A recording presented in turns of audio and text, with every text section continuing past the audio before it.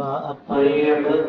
وجعل التوفيق خير رفيق. الصلاة والسلام على من أرسله هدى بالاهتداء حقيق ونورا به الاقتداء يليق، وعلى آله وأصحابه الذين سعدوا في مناهج الصدق بالتصديق وسعدوا في معارج الحق بالتحقيق. أما بعد، أعوذ بالله من الشيطان الرجيم. بسم الله الرحمن الرحيم. لقد من الله على المؤمنين إذ بعث فيهم رسولا. قال تعالى في مقام آخر: لقد كان لكم في رسول الله أسوة حسنة. اللہ العظیم. کرم سامعین، اللہ تبارک و تعالی اپنی صفات میں کامل ہے، اور اللہ تبارک و تعالی کے پاس زمین و آسمانوں کے خزانے ہیں.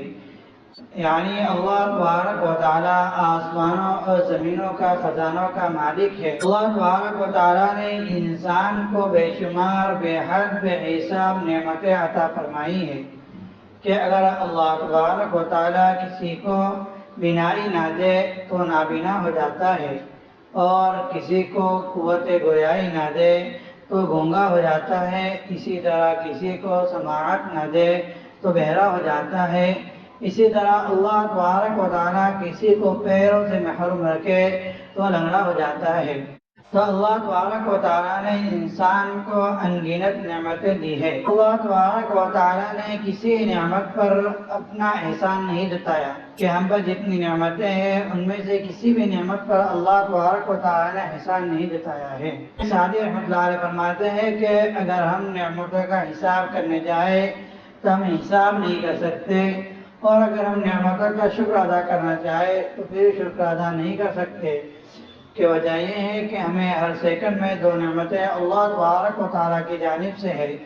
کہ سانس کا اندر جانا اور سانس کا باہر نکلنا. یہ اللہ تبارک و تعالیٰ کی ایک بڑی نعمت ہے. اگر ہم ہر سانس کے ساتھ بھی شکر ادا کرنا چاہیں تو شکر نہیں کر سکتے.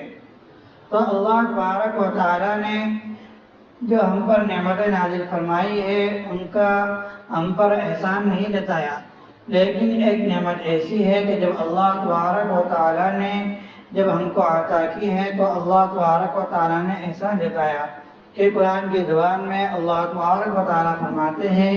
لقد من اللہ علی المؤمنین اذ بعث فیہم رسولا. اللہ تبارک و تعالیٰ احسان جتاتا ہے کہ اللہ تبارک و تعالیٰ نے تم پر احسان کیا کہ تم ہی میں سے تم پر ایک رسول کو بھیجا ہے. تو اب یہ رسول کیا ہے؟ تو ہم نے جو ایمان لایا ہے، تو ہم نے جن چیزوں پر ایمان لایا ہے، اور ہر مسلمان کو، ہر ایمان والوں کو جن چیزوں پر ایمان لانا، یعنی سچے دل سے ان کی گواہی دینا، ان کو یقین کرنا، ان کو تسلیم کرنا ہر مسلمان کے لیے ضروری ہے. اگر مسلمان ان چیزوں کو نہ مانے تو کافر ہو جاتا ہے، مسلمان نہیں رہتا. تو جو چیزیں ہیں جو وہ اصول کے اعتبار سے 7 چیزیں ہیں کہ ان 7 چیزوں میں سے کسی ایک کا بھی انکار کر لینا یا کسی ایک چیز کو نہ ماننا یہ آدمی کو ایمان سے اور اسلام سے نکال دیتا ہے. ایمان مفصل کے اندر جمع کیا ہے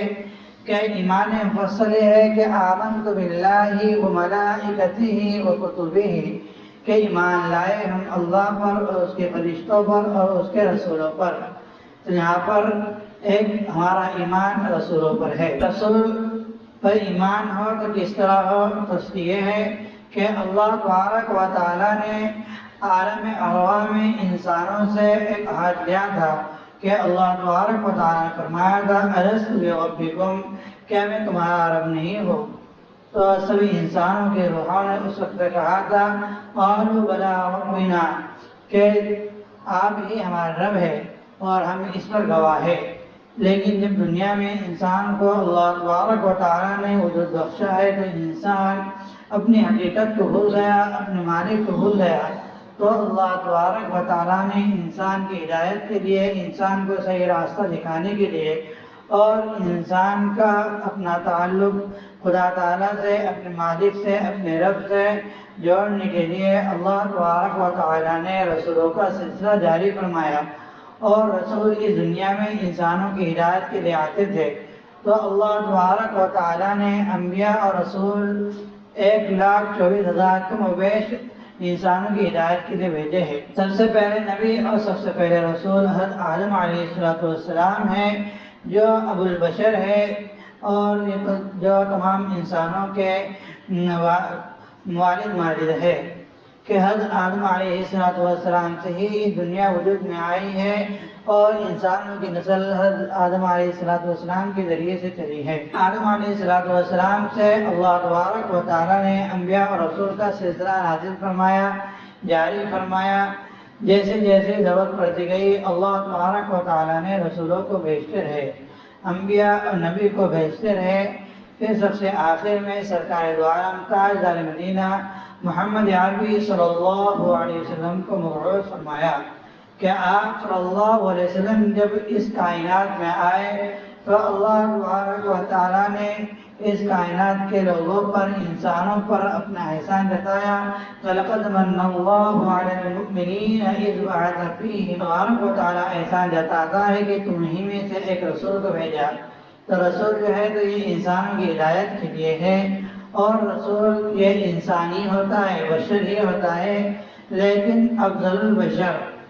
البشر مطلب یہ ہے کہ رسول ایسی ذات ہے کہ جو انسان ہو لیکن انسان سے اعلیٰ اور افضل ہو، کہ انسان جیسی صفات، کہ انسان سے جو بھول اور غلطی ہوتی ہے، گناہ ہوتے ہیں، رسول ان بھول اور غلطی اور گناہوں سے، خطاؤں سے رسول اور نبی جو ہوتے ہیں کہ معصوم ہوتے ہیں۔ تو اسی طرح اللہ تبارک و تعالیٰ نے جتنے رسول بھیجے ہیں سب معصوم ہیں، کسی رسول سے کوئی گناہ نہیں ہوا ہے۔ اسی طرح ہمارے سرکار تاجدار مدینہ محمد عربی صلی اللہ علیہ وسلم سے اللہ تبارک و تعالیٰ نے کوئی گناہ ہونے نہیں دیا، اور آپ صلی اللہ علیہ وسلم کی اگر ہم 63 سالہ زندگی کو دیکھیں اور ہم پڑھیں تو ہمیں یہ معلوم ہوگا کہ آپ صلی اللہ علیہ وسلم کا ہر فعل، ہر کام یہ حکمت سے خالی نہیں ہے، بلکہ آپ صلی اللہ علیہ وسلم جو گفتگو کرتے تھے تو قرآن مجید میں 27 پارے میں سورہ نجم میں اس کے متعلق فرمایا کہ وَمَا يَنطِقُ عَنِ الْهَوَىٰ إِنْ هُوَ إِلَّا وَحْيٌ يُوحَىٰ عَلَّمَهُ شَدِيدُ الْقُوَىٰ، کہ آپ صلی اللہ علیہ وسلم جو کچھ کہتے ہیں وہ اپنی زبان سے بے اختیار خود نہیں کہتے، إِنْ هُوَ إِلَّا وَحْيٌ يُوحَىٰ، بلکہ آپ صلی اللہ علیہ وسلم وہی کہتے ہیں جو اللہ تبارک و تعالیٰ آپ پر وحی کو نازل فرماتے ہیں۔ تو گیا کہ آپ صلی اللہ علیہ وسلم کی زبان مبارک سے جو باتیں نکلی ہے اور جو کام آپ صلی اللہ علیہ وسلم سے ہوئے ہیں تو خدا تعالیٰ کے منشے کے مطابق ہے، خدا تعالیٰ کی مرضی کے خلاف نہیں ہے۔ تو اللہ تبارک و تعالیٰ نے جب سرکار دو عالم صلی اللہ علیہ وسلم کو اس دنیا میں مبعوث فرمایا تو اللہ تبارک و تعالیٰ نے احسان جتایا ہے، اور جب احسان جتایا ہے تو گویا کہ اللہ تبارک و تعالیٰ نے ہم پر ایک بڑی نعمت دی ہے۔ ابھی انسان پر کوئی انعام اور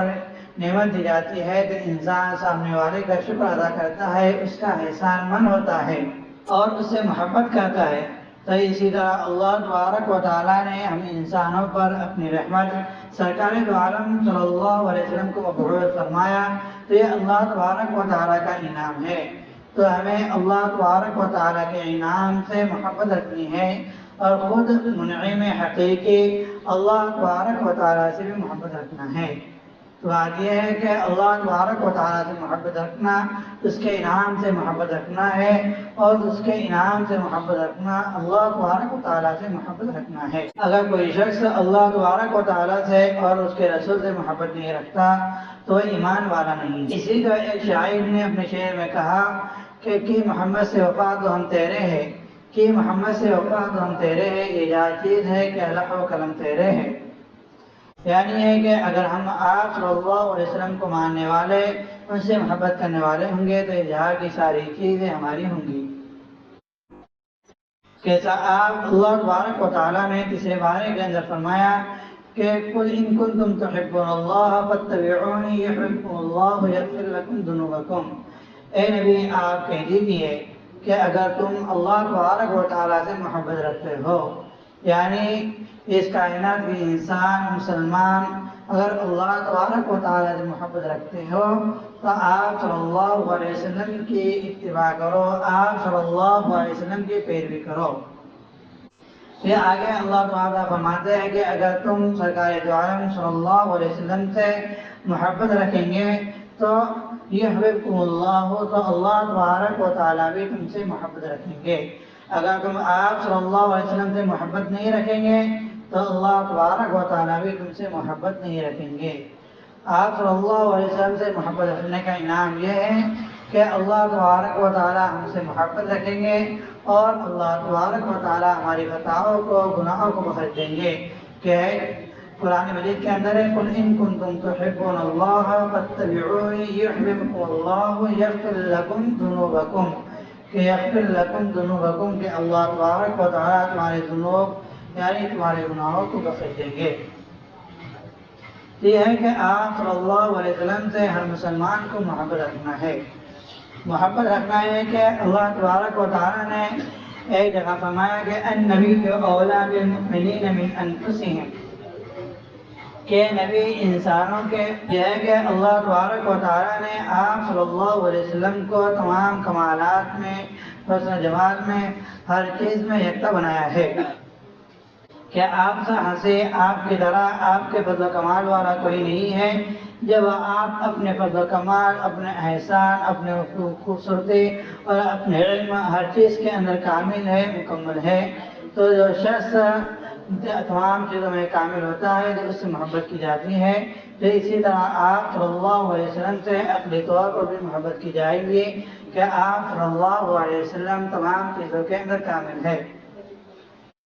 کہ حضرت حسان بن ثابت آپ صلی اللہ علیہ وسلم کے بارے میں کہتے ہیں وَأَحْسَنَ مِنْكَ لَمْ تَرَ قَطَّ عَيْنِي وَأَجْمَلَ مِنْكَ لَمْ تَلِدِ النِّسَاءُ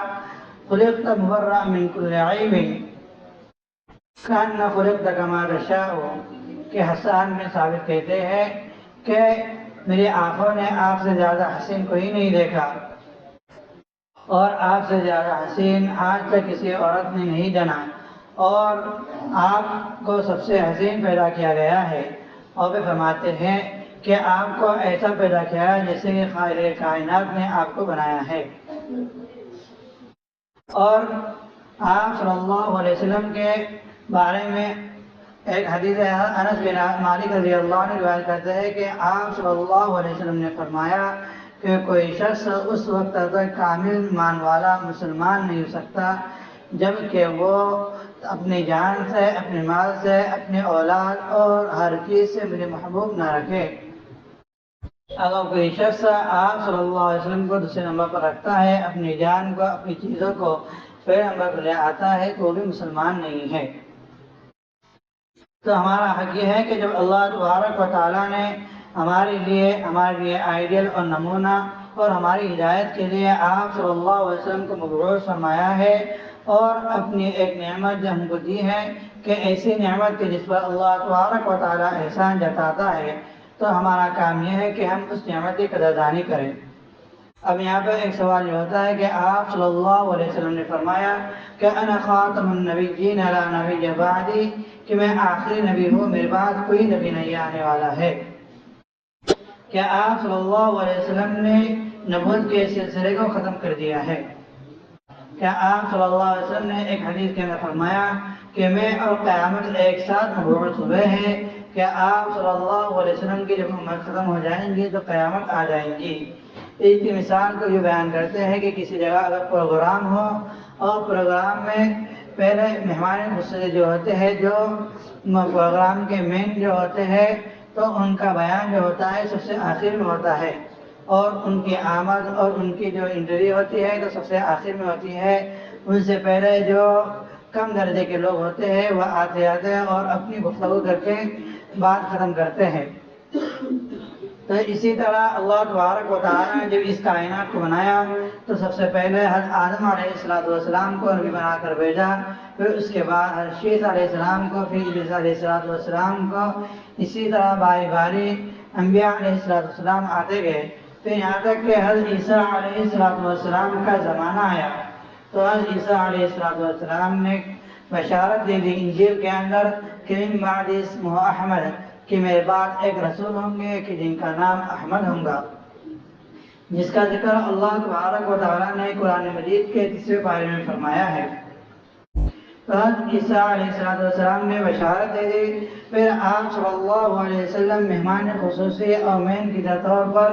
سب سے آخر میں اشتر پڑھائے اور آپ صلی اللہ علیہ وسلم نے نبوت کے سلسلے کو ختم کر دیا ہے۔ اب آپ صلی اللہ علیہ وسلم کے بعد کوئی نبی ہونے کا دعویٰ نہیں کر سکتا،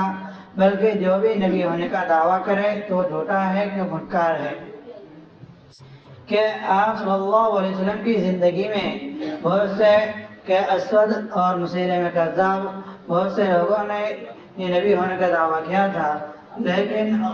آپ صلی اللہ علیہ وسلم کی زندگی میں ہی خود کو ختم کر دیا گیا، اور آپ صلی اللہ علیہ وسلم کی زندگی کے بعد میں حضرت ابوبکر صدیق رضی اللہ عنہ جب خلیفہ بنے، مسلمانوں کے امیر بنے، تو اس وقت مسیلمہ کذاب اور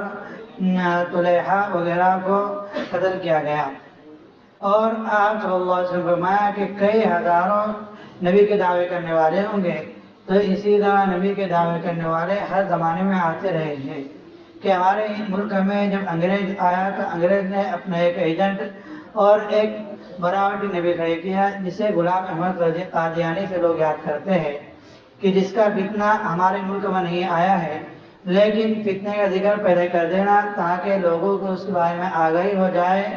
اور اس سے بچنا آسان ہو جائے۔ اس کے لیے کر دیتے ہیں کہ غلام احمد قادیانی نے یہ انگریزوں کے دور کے اندر نبی ہونے کا دعویٰ کیا، اور آج کل جو لوگ ہیں کہ جنہیں ہم مسلمان نہیں کہتے اور اپنے آپ کو وہ احمدی کہتے ہیں، تو یہ غلام احمد قادیانی کو ماننے والے ہیں۔ یہ مسلمان نہیں بلکہ کافر ہے، بلکہ جو شخص ان کے کافر ہونے میں یا ان کو مسلمان سمجھے وہ بھی کافر ہو جاتا ہے۔ اور اسی طرح آج ہمارے علماء کے اندر ایک فتنہ ہے شکیل بن حنیف کا، جو کبھی نبی ہونے کا دعویٰ کرتا ہے تو کبھی عیسیٰ مسیح ہونے کا دعویٰ کرتا ہے اور کبھی امام مہدی ہونے کا دعویٰ کرتا ہے۔ یہ بھی ایک فتنہ ہمارے قریب میں ہی ہے، تو اللہ تبارک و تعالیٰ ان فتنوں سے ہمیں بچائے۔ تو آپ صلی اللہ علیہ وسلم کے بعد کوئی نبی نہیں آتا، بلکہ اگر کوئی نبی ہونے کا دعویٰ کرے تو جھوٹا ہے۔ اور یہ ہے کہ آپ صلی اللہ علیہ وسلم کا کوئی نبی نہیں آئے گا، اور اللہ تبارک و تعالیٰ نے آپ صلی اللہ علیہ وسلم کو نبی بنا کر بھیجا تھا۔ اور یہاں پر بات یہ ہے کہ اللہ تبارک کہ آپ صلی اللہ علیہ وسلم جب ہمارے نبی بنا کر بھیجے ہیں، اللہ تبارک و تعالیٰ نے آپ کو ہم پر نبی بنا کر مبعوث کیا ہے، تو اپنی ایک بڑی نعمت عطا فرمائی ہے۔ جب بڑی نعمت عطا فرمائی تو ہمیں اس کی قدردانی اور شکر کرنا ہے۔ اور قرآن مجید کے اندر اللہ تبارک و تعالیٰ فرماتے ہیں لَإِن شَكَرْتُمْ لَأَزِيدَنَّكُمْ، کہ اگر تم میری نعمتوں کی قدردانی کرو گے اور شکر ادا کرو گے تو میں تمہاری نعمتوں کو بڑھاؤں گا۔ تو یہاں پر یہ سوال پیدا ہوتا ہے کہ اب نبی کوئی آنے والا نہیں ہے، تو ہم جب اللہ کی اس نعمت کا کہ ہم آپ صلی اللہ علیہ وسلم کے نبی ہیں، اس نعمت کا شکر ادا کریں گے تو اللہ تبارک و تعالیٰ نبی کی نعمت کو کس طرح بڑھائے گا؟ تو بات یہ ہے کہ اللہ تبارک و تعالیٰ یہ ہے کہ ہم آپ صلی اللہ علیہ وسلم کی قدر کریں، ان سے محبت رکھیں اور ہم ان کے لیے اپنے جان و مال کی قربانی دیں، تو اللہ تبارک و تعالیٰ اس سے بڑی نعمت یعنی اپنی محبت، یعنی اللہ تبارک و تعالیٰ سے محبت اور اللہ تبارک و تعالیٰ سے قرب عطا فرمائیں گے۔ اب یہ ہے کہ ہم آپ صلی اللہ علیہ وسلم سے محبت کے دعوے کرتے ہیں، ہم یہ کہتے ہیں کہ ہم آپ صلی اللہ علیہ وسلم کے امتی ہیں، اور ہم آپ صلی اللہ علیہ وسلم کی محبت کے اندر بڑے قصیدے پڑھتے ہیں، اشعار کہتے ہیں، اور ہم کہتے ہیں کہ ہماری جان ہماری مال یا آپ صلی اللہ علیہ وسلم کے لیے حاضر ہے۔ اور اسی طرح ربیع الاول کے اندر جو عید میلاد النبی آتا ہے تو ہم اس کے لیے بڑے پروگرام کرتے ہیں اور خوشیاں مناتے ہیں، تو ہم یہ نبی کے بارے میں خوشیاں مناتے ہیں، لیکن جب نبی کی ذات پر، نبی کے اعمال پر جب حملے ہوتے ہیں اور نبی کے ذات پر جب کیچڑ اچالا جاتا ہے تو ہم پھر اپنی سے محبت کے دعوے کرتے ہیں۔ ہم اس کے لیے جو شخص نبی کے بارے میں برا بھلا کہے اس کے لیے ہم آگے نہیں آتے۔ کہ آپ صلی اللہ علیہ وسلم کی زندگی کے اندر ایک یہودی تھا جس کا نام کعب بن اشرف تھا، کہ جو آپ صلی اللہ علیہ وسلم کے بارے میں آپ صلی اللہ کی حجت بیانی کرتا تھا، برائیاں بیان کیا کرتا تھا، آپ صلی اللہ علیہ وسلم پر طرح طرح کے الزامات لگاتا تھا۔ تو آپ صلی اللہ علیہ وسلم نے کہا کہ آپ نے صحابہ کے سامنے اپنی خواہش ظاہر کی کہ کون ہے جو میرے دل کو اس سے ٹھنڈک عطا فرمائے؟ تو حضرت محمد ابن مسلمہ رضی اللہ عنہ انہوں نے ذمہ لیا اور آپ صلی اللہ علیہ وسلم کی زندگی میں اسے قتل کر دیا۔ تو اب یہ ہے کہ گستاخ رسول کہ آپ صلی اللہ علیہ وسلم کی زندگی میں سب سے پہلا گستاخ رسول جو ہے تو وہ کعب بن اشرف ہے، اور اسے قتل کرنے والے محمد بن مسلمہ ہے، اور یہ واقعہ آپ صلی اللہ علیہ وسلم کے دور میں ہوا ہے۔ اسی طرح گستاخ مختلف زمانوں کے اندر گستاخ رسول کا معاملہ ہوا ہے، اور جب ہندوستان میں انگریز تھا اس وقت میں ہمارے ہندوستان میں گستاخ رسول کا واقعہ پیش آیا۔ حضرت شاہ عطا اللہ بخاری رحمۃ اللہ علیہ نے بیان دیا، اور اس کے بعد غازی علیم الدین شہید رحمۃ اللہ علیہ نے اس گستاخ رسول کو جو پنڈت تھا اسے قتل کر دیا۔ تو یہ کہ سرکار دو عالم صلی اللہ علیہ وسلم نے فرمایا کہ من سب نبی فاقتلوہ، کہ جو نبی کو گالی دے تو اسے قتل کر ڈالو۔ اور تفسیر مظہری کے اندر حضرت قاضی ثناء اللہ پانی پتی رحمۃ اللہ علیہ فرماتے ہیں کہ گستاخ رسول یعنی جو آپ صلی اللہ علیہ وسلم کی شان میں گستاخی کرے تو نہ اس کی توبہ معاف ہو سکتی ہے، نہ اس کو بخشا جا سکتا ہے، بلکہ اس کی سزا قتل ہی ہے۔ اور حضرت علامہ خطابی رحمۃ اللہ علیہ فرماتے ہیں کہ اگر گستاخ رسول کو اگر مسلمان سزا نہ دے تو پورے امت کے مسلمان ہی گنہگار ہوں گے، بلکہ اور ایک اللہ والے فرماتے ہیں کہ اگر کسی گستاخ رسول کو مسلمان سزا نہ دلا سکے تو رب مسلمانوں کو اس وقت کے مسلمانوں کو ڈوب کر مرنا چاہیے۔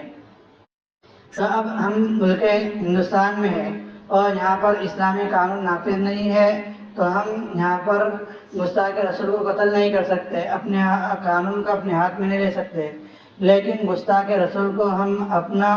سنویدھان کا حق لے کر اس کو سزا دلا سکتے ہیں۔ تو اس لیے ہمیں چاہیے کہ ہم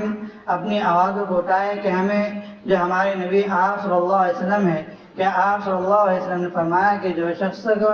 آپ صلی اللہ علیہ وسلم سے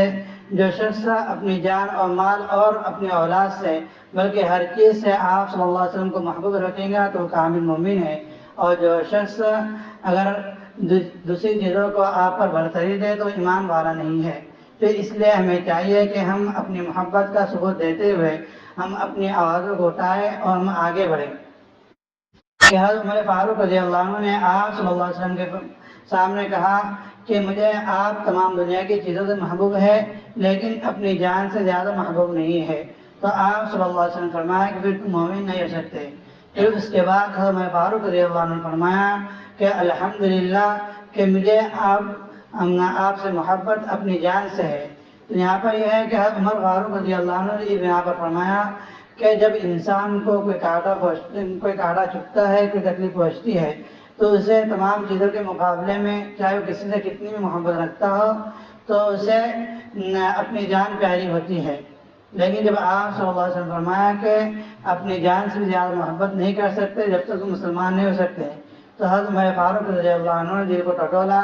اور دیکھا کہ آپ صلی اللہ علیہ وسلم کے لیے ہم غزوہ بدر میں، غزوہ احد میں، بلکہ ہر ایک مقام میں ہم کھڑے ہوئے اور اپنی جانوں کی ہم قربانی دینے کے لیے تیار ہے، تو گویا کہ ہم اپنی جان سے زیادہ آپ صلی اللہ علیہ وسلم سے محبت کرتے ہیں۔ تو اس لیے ہمیں چاہیے کہ ہم اپنی جانوں سے زیادہ، اپنی اولاد سے زیادہ، اپنے کاروبار سے زیادہ، بلکہ ہر ایک چیز سے زیادہ ہم آپ صلی اللہ علیہ وسلم کی سے محبت کا ثبوت دیں۔ اللہ تبارک و تعالی ہم سب کو سچا پکا محمدی بنائے، آپ صلی اللہ علیہ وسلم کا سچا عاشق بنائے، اور ہمیں محبت کا ثبوت پیش کرنے کی توفیق عطا فرمائے، اور ہم سب کو اسلام پر باقی رکھے، اور ہم کو ہمارا خاتمہ بالخیر فرمائے، اور جو ہمارے مسلمان بھائی ہیں جو کمزور ایمان والے ہیں اللہ تبارک و تعالیٰ ان کے ایمان کو قوی فرمائے، اور جو ہمارے بچے اور بچیاں جو اقتدار کی لہر پر ہے اللہ تبارک و تعالیٰ ان کی سے رہنمائی فرمائے، ان کے ایمان کو بچائے، اور ان کو ایسے اسباب اختیار کرنے کی توفیق عطا فرمائے کہ جس کی بنا پر ہمارے مسلمان بھائی ایمان سے نکلنے سے بچے۔ دوسری ایک بات یہ ہے کہ ہم مسلمان ہیں، لیکن ہم اگر دیکھیں تو بہت سے لوگوں کو کرکٹ کا شوق ہے تو انہیں کرکٹ کے کھلاڑیوں کے نام یاد ہوتے ہیں، بہت سے لوگوں کو فلمیں دیکھنے کا شوق ہے تو میں جو فلمی ہیرو ہے تو ان کے نام ان کے گھر والوں کے اور ان کا جو کیریئر ہے اس کے متعلق ان کی زندگی متعلق یاد ہوتا ہے، لیکن جب ہم مسلمان ہیں، آپ صلی اللہ علیہ وسلم کے ماننے والے ہیں، تو آپ صلی اللہ علیہ وسلم کی زندگی کیا ہے یہ ہمیں معلوم نہیں ہے۔ تو اس لیے ہمیں چاہیے کہ جب ہم آپ صلی اللہ علیہ وسلم سے محبت رکھتے ہیں تو ہمیں چاہیے کہ ہم آپ صلی اللہ علیہ وسلم کی زندگی کو پڑھیں، آپ صلی اللہ علیہ وسلم کے طریقوں کو سمجھیں، اور اگر ہم کو پڑھنا نہیں آتا تو ہم آپ صلی اللہ علیہ وسلم کی زندگی کے متعلق سنیں، کہ یہاں تک کہ کتابوں کے اندر آپ صلی اللہ علیہ وسلم کی زندگی پوری لکھی ہوئی ہے، کہ دنیا کے اندر یہ ایک ریکارڈ ہے کہ دنیا کے اندر ایسا کوئی انسان نہیں ہے کہ جس کا ہر ایک فرض یہ لکھا ہوا ہو اور دنیا کے ریکارڈ میں موجود ہو، بلکہ آپ صلی اللہ علیہ وسلم کے بارے میں یہ ہے کہ آپ صلی اللہ علیہ وسلم کا ہر ایک طریقہ، ہر ایک ادا یہ کتابوں میں موجود ہے۔ یہ ایک پورا ریکارڈ کیا ہے کہ آپ صلی اللہ علیہ وسلم کس طرح پیدا ہوئے تھے، آپ صلی اللہ علیہ وسلم نے بچپن میں سب سے پہلے کون سا کلام کہا تھا، آپ صلی اللہ علیہ وسلم کس طرح سوتے تھے، پھر آپ صلی اللہ علیہ وسلم کس طرح چلا کرتے تھے، یہاں تک کہ آپ صلی اللہ علیہ وسلم کے گھر میں رہنے کا طریقہ، آپ صلی اللہ علیہ وسلم کے چلنے کا طریقہ، گفتگو کا طریقہ، ہر ایک طریقہ، ہر ایک ادا یہ آپ صلی اللہ علیہ وسلم کی محفوظ ہے۔ تو اس لیے چاہیے کہ ہم جب اللہ تبارک و تعالیٰ نے فرمایا کہ لقد کان لکم فی رسول اللہ اسوۃ حسنہ، کہ اللہ تبارک و تعالیٰ نے آپ صلی اللہ علیہ وسلم کی ذات یہ تمہارے لیے آئیڈیل اور نمونہ بنائی ہے، تو ہم آپ صلی اللہ علیہ وسلم کی ذات کو اسی وقت آئیڈیل بنا سکتے ہیں جب ہم آپ صلی اللہ علیہ وسلم کی ذات کو سمجھے، پڑھے اور سیکھیں۔ تو اس لیے ہمیں چاہیے کہ ہم آپ صلی اللہ علیہ وسلم کی ذات کے بارے میں علم حاصل کریں، ان کو دیکھیں کہ آپ صلی اللہ علیہ وسلم کی زندگی کیا تھی، آپ صلی اللہ علیہ وسلم کی رشتہ داریاں کیا تھی، آپ صلی اللہ علیہ وسلم کی رسالت کے کیا حقوق ہے۔ تو گستاخ رسول کا معاملہ اسی وقت قابو میں آ سکتا ہے، اور آپ صلی اللہ علیہ وسلم پر کیچڑ اجالنے سے لوگ اسی وقت روک سکتے ہیں جبکہ یہ چیزیں ہم کو معلوم ہو، اور کوئی آپ صلی اللہ علیہ وسلم پر انگلی اٹھائے تو ہم اس کا منہ جواب دے سکیں۔ منہ جواب اس وقت دے سکیں گے جبکہ ہمیں خود علم ہو۔ ہم میں تو بہت سے ایسے ہیں کہ جنہیں آپ صلی اللہ علیہ وسلم کی زندگی کے بارے میں کوئی معلوم نہیں ہے۔ بہت سے لوگ ایسے ہیں کہ آپ صلی اللہ علیہ وسلم کے دو اصلی نام ہیں، ایک محمد اور ایک احمد ہے، تو بہت سے لوگ ایسے ہوں گے جنہوں نے احمد نام آج پہلی مرتبہ سنا ہوگا، اور بہت سے لوگ ایسے ہوں گے کہ جنہیں آپ صلی اللہ علیہ وسلم کے والد کا نام اور آپ صلی اللہ علیہ وسلم کے دادا کا نام یاد نہیں ہوگا۔ تو اس لیے ہمیں چاہیے کہ ہم آپ صلی اللہ علیہ وسلم کے خاندان کے بارے میں، آپ صلی اللہ علیہ وسلم کی زندگی کے بارے میں پڑھے سیکھیں۔ اللہ تبارک و تعالی ہمیں آپ صلی اللہ علیہ وسلم کی زندگی پڑھنے کی توفیق عطا فرمائیں، اور ہمیں آپ صلی اللہ علیہ وسلم کی زندگی کے سنتوں کے طریقے کے مطابق زندگی گزارنے کی توفیق عطا فرمائیں۔ وآخر دعوانا الحمدللہ رب العالمین۔